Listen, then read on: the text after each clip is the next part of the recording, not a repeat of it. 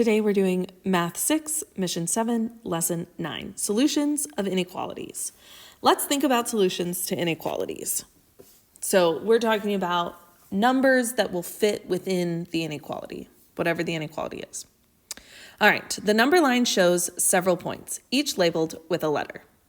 Okay, so here's the number line. And looking at this, I can see that 0 is right here. And 0 could be D. So I would say everything to the right of D is a positive number, and everything to the left of D is a negative number. Okay? Let's see. Fill in each blank with a letter so that the inequality statements are true. So A says blank is greater than blank. So I need to choose one of these letters and that is greater than another letter. So let's say this. I can go all the way up here. F is the greatest number, whatever F is. So I can say F is greater than, and I could say E or D or C or B. So I'm just going to choose B. F is greater than B. Yes, because if we're talking about greater than, we're saying to the right of, and if we're saying less than, we're saying to the left of. So F is to the right of B. Now I could say C is less than or to the left of D, E, or F. So let's say E. C is to the left of, so less than E. Jada says she found 3 different ways to complete the first question correctly. Do you think this is possible? Well, let's see. F is greater than B, but F is also greater than E because F is to the right of E. F is also greater than D. F is greater than C. F is definitely greater than B. We've already done that one. And F is greater than A over here. So just there, we found 5 ways to complete the first section, A. So yes. Do you think this is possible? Yes, it is possible to find 3 or more ways. 3 says, list a possible value for each letter on the number line based on its location. Okay, so we already know that D is 0. So if that's the case, then I would probably say halfway between C and D is 1. So that would mean C is 2. This is probably 3. So B is 4. That's what I would say. And I would probably say B and E are pretty far apart. So I would say E is probably 4, which would mean that this is 5, 6, 7. F could be 7. And I would probably say 5, 6, 7.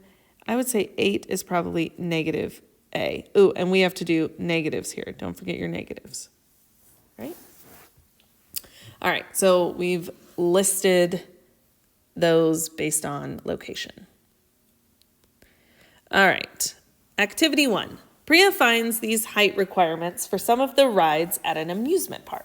All right, so for the high bounce, to ride the high bounce, you must be between 55 and 72 inches tall, okay? For the climb-a-thon, you have to be under 60 inches tall. For a twirl coaster, you have to be 58 inches minimum, okay? All right, write an inequality for each of the 3 height requirements. Use H for the unknown height. Then represent each height requirement on a number line. All right, so for the high bounce, you have to be, so H says that you have to be higher than 55. So H is greater than 55. And H is less than 72. All right, so if we're graphing this, we'll put 55 down here. 55, 56, 57, 58, 59, 60, 61, 2, 3, 4, 65, 6, 7, 8, 9, 70. This is so weird that they don't give us enough room. Here's 71, and we're going to go right here and say that's 72.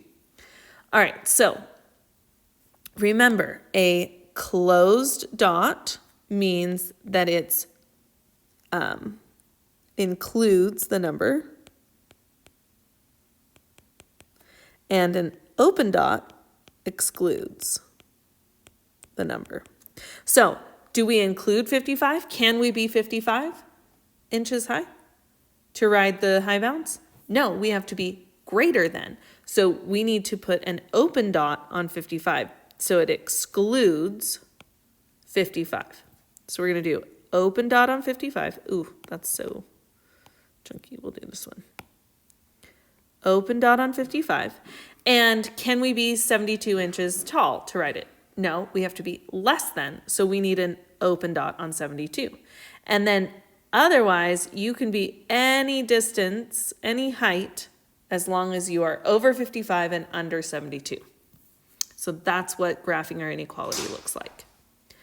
Now let's look at the climathon. The climathon says you have to be under, so H has to be less than 60, and you cannot be 60. So again, we exclude 60. So here's 60, if we're going with what we did last time, right? So it's going to be an open dot, but you can be under 60, under a height of 60, okay? And then for the twirlicoaster, you have to be 58 inches minimum. So H has to be greater than 58, or H has to be equal to 58, because it says you can be 58 inches, but that's just the minimum. So we could also write that as H is greater than or equal to 58. So that includes 58, so we're going to do a closed dot. So here's 58, and we're going to do a closed dot, and we have to be greater than or equal to 58. Okay? All right, so there are our 3 graphed inequalities. Let's look at 2. Han's cousin is 55 inches tall. Han doesn't think she is tall enough to ride the high bounce, but Kieran believes that she is tall enough. Do you agree with Han or Kieran? Be prepared to explain your reasoning. Well, let's go back up here. This says is 55 inches. Ooh, we have an open dot on 55 inches. That means that you have to be greater than 55 inches. So can Han's cousin ride the high bounce? No.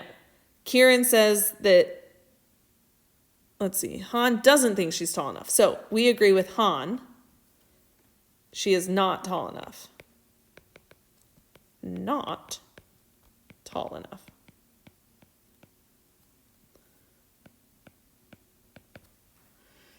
Okay. Priya can ride, so she can ride the climathon, but she cannot ride the high bounce or twirlicoaster. Which, if any of the following, could be Priya's height? Be prepared to explain your reasoning. Well, let's look at 59 inches. 59 inches is right here. So it does fit in the high bounce, but she says she can't ride the high bounce. So she can't ride the high bounce. So hold on. It does work here, but 59 inches here. Ooh, it does work on the climathon, and she can ride the climathon. And let's see, 59 inches is here. So it does work on all 3 of these, but her height only works on the climathon, so it can't be 59 inches. All right, let's look at 53 inches. So 53 inches is going to be down here somewhere. So that does not work for the high bounce. How about for the climathon? Yeah, 53 inches is down here.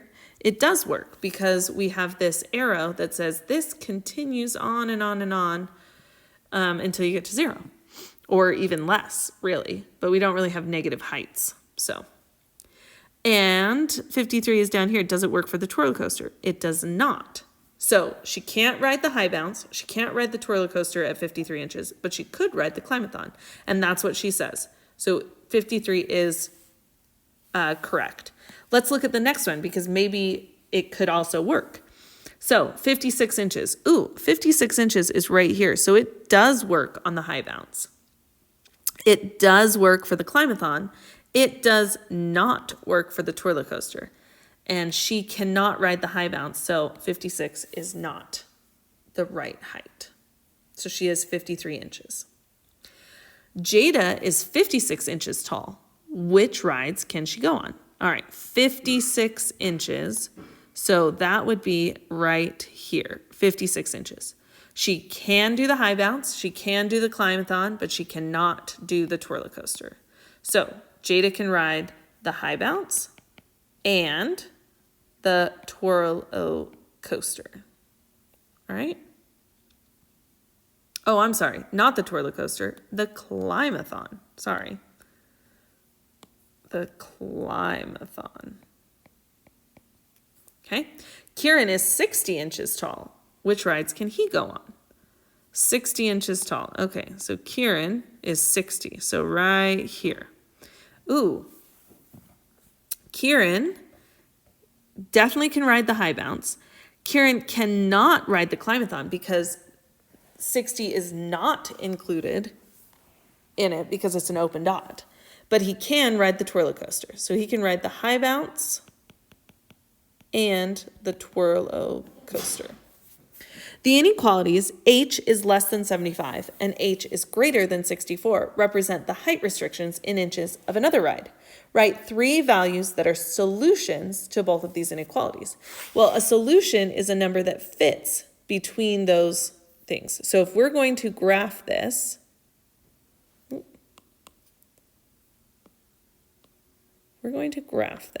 this is going to look like this. So we have 64 here and we have 75 here, and it's greater than 64. So that's going to look like this. Greater than 64, 64 is not included, and less than 75, 75 is not included. And then we have this line here. Okay? So I need a number, well, 3 numbers, because it asks us for 3 solutions. 3 numbers that fit between 64 and 75 that are not 64 and not 75. So that could be 66. It could be 72. It could be 74 and 1/3, because it doesn't have to be just whole numbers. It can be fractions as well. So those are 3 solutions to this inequality. Okay, so a solution to an inequality is anything that makes that inequality true. Make sure you review your lesson summary, and I will see you next time.